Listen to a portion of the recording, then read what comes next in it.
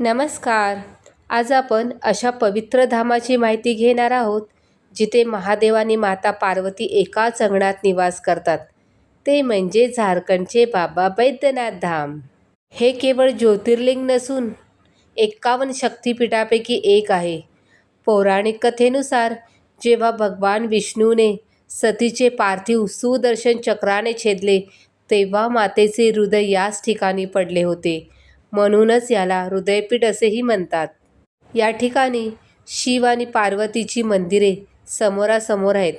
या दोन मंदिराच्या शिखरांना एका लाल रेशमी धाग्याने जोडले जाते, ज्याला गटबंधन म्हणतात.